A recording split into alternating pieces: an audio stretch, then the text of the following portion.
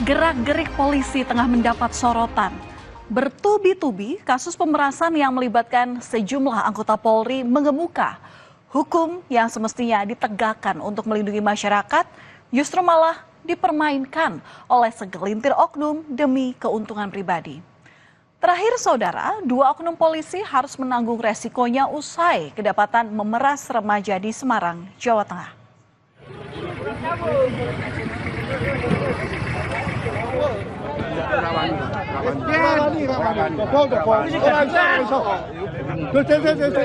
Dan inilah saudara saat keributan terjadi di Jalan Hasanuddin Semarang Jumat malam pada pekan lalu. Kerumunan warga mendekati sebuah mobil yang berisi 2 oknum polisi yang melakukan pemerasan terhadap 2 remaja. Dalam video, salah seorang pria sempat cekcok dengan warga dan menegaskan bahwa dirinya merupakan seorang polisi. Mendengar informasi adanya pemerasan, anggota Polsek Semarang Utara lalu mendatangi lokasi kejadian dan mengamankan 3 pelaku dan 2 korban ke kantor polisi untuk menghindari amukan warga.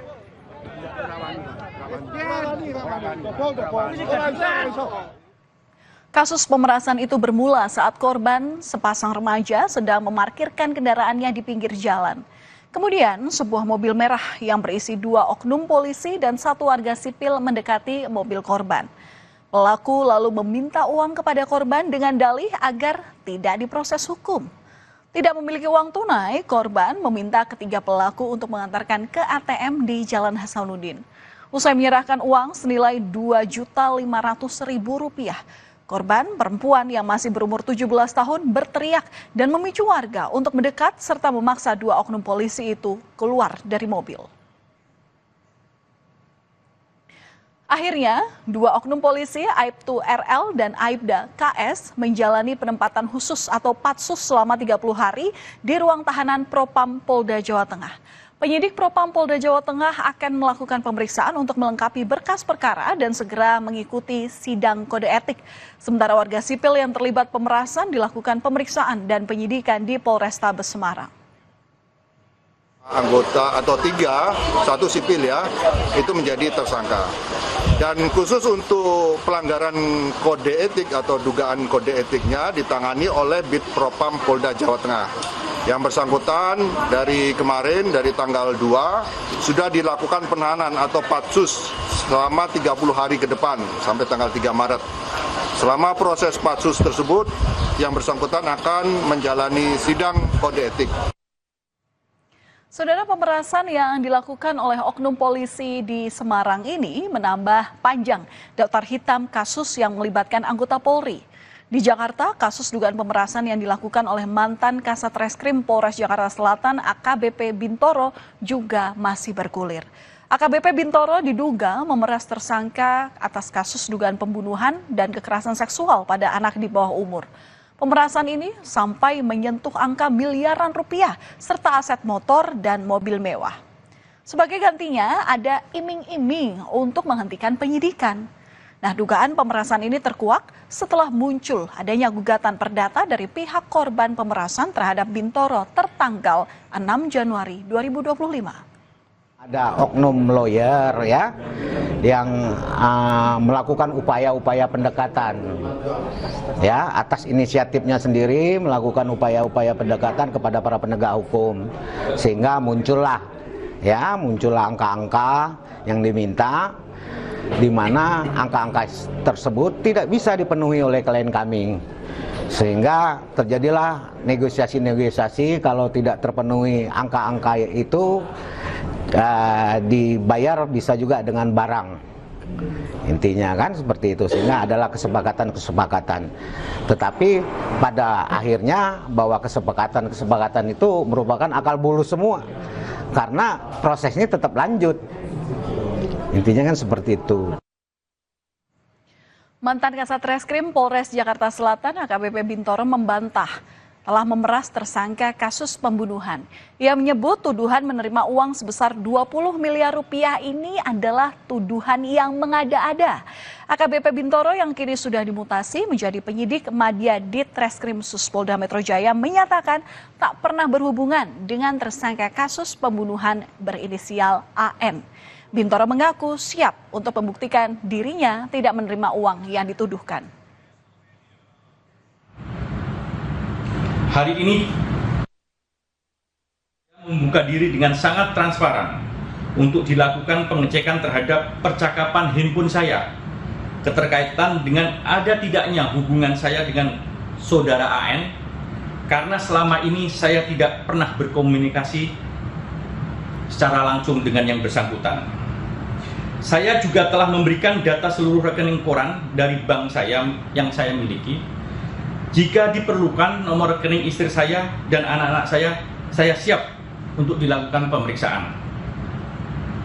Hari ini saya juga bermohon kiranya dilakukan penggeledahan di rumah saya, di kediaman saya, untuk mencari tahu apakah ada uang miliaran rupiah yang dituduhkan kepada saya. Terlepas dari bantahan Bintoro, Polda Metro Jaya telah menempatkannya di tempat khusus atas dugaan penyalahgunaan wewenang. Dalam perkara ini diduga bukan hanya AKBP Bintoro saja yang terlibat, tapi ada 4 polisi lainnya yang diduga turut terjerat dalam kasus ini. Sejak 25 Januari lalu, total sudah ada 4 polisi yang menjalani penempatan khusus atau penahanan di Polda Metro Jaya. Kelima polisi akan disidang pada Komisi Kode Etik Polri di Polda Metro Jaya pada Jumat besok. Gara-gara kasus ini, saudara, nama Kapolres Metro Jakarta Selatan Kombes Ade Rahmat Itnal juga ikut terseret. Menurut kuasa hukum korban pemerasan, uang yang diminta AKBP Bintoro diduga mengalir ke pimpinan Polres Metro Jakarta Selatan. Namun tudingan pemerasan itu dibantah oleh Ade Rahmat. Dirinya tidak bisa membantu soal kasus yang melibatkan nyawa seseorang. Dia mengklaim menolak uang sebesar 400 juta rupiah yang ditawarkan tersangka pembunuhan. Buntutnya, Kapolres Jaksel diperiksa oleh Propam sebagai saksi. Dalam kasus dugaan pemerasan betul Pak, Kapolres Metro Jakarta Selatan sudah diperiksa Propam Pak.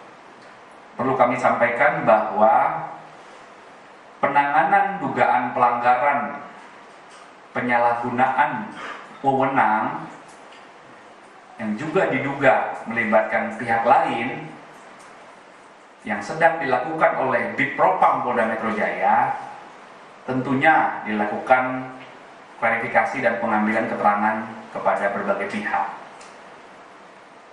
Benar, yang bersangkutan sudah diambil keterangannya oleh Bid Propam beberapa hari yang lalu. Sebagai saksi apa sebagai terduga pelanggar atau seperti apa Pak, biar nggak kemana-mana Pak? Diambil keterangannya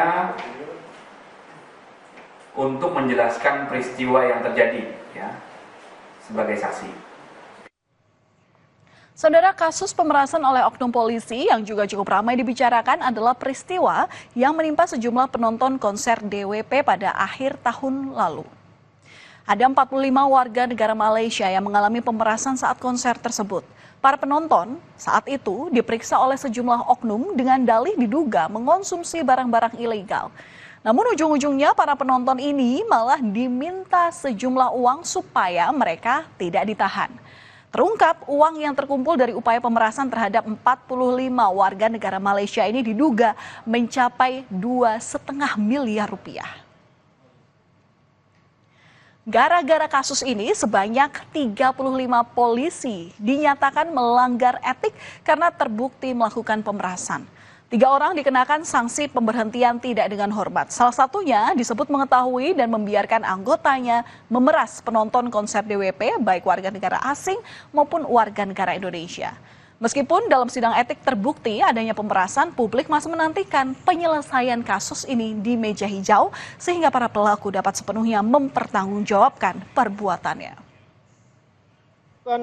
Pembiaran dan atau tidak melarang anggotanya saat mengamankan penonton konser DWP 2024 yang terdiri dari warga negara asing maupun warga negara Indonesia yang diduga melakukan penyalahgunaan narkoba. Namun pada saat pemeriksaan terhadap orang yang diamankan tersebut telah melakukan dengan permintaan uang sebagai imbalan dalam pembebasan atau pelepasan. Dalam survei Litbang Kompas pada awal Januari 2025, tingkat kepuasan publik dan citra lembaga kepolisian berada di posisi terendah jika dibandingkan dengan lembaga penegak hukum lainnya di Indonesia. Kapolri Jenderal Listio Sigit Prabowo menyatakan dalam 1 tahun terakhir menjadi masa yang berat bagi Polri karena banyak ditimpa masalah. Salah satu masalah yang banyak disorot adalah pelanggaran yang dilakukan oleh polisi. Kapolri meminta agar jajarannya untuk selalu berupaya menjaga kepercayaan publik. Alami bahwa dalam 1 tahun ini memang sangat berat. Kita menghadapi berbagai macam tantangan terkait dengan masalah tugas dan juga banyaknya pelanggaran oleh anggota.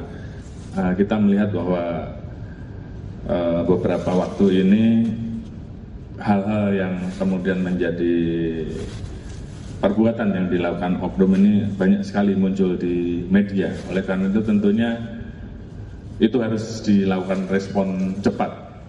Penanganannya harus cepat dan kemudian langkah-langkahnya juga diinformasikan kepada masyarakat. Sehingga kemudian terlihat bahwa Polri mengambil langkah-langkah dan tidak membiarkan. Ya, semoga dengan berbagai kasus yang membelit serta penilaian masyarakat ini bisa menjadi bahan evaluasi bagi Polri untuk semakin menata diri dalam mengemban tugas sebagai pengayom dan pelayan masyarakat. Kami akan kembali usai jeda, saudara. Informasi karena sakit hati dipecat dari pekerjaannya, seorang kurir di Denpasar, Bali nekat menculik anak mantan majikan dan meminta tebusan uang sebesar 100 juta rupiah.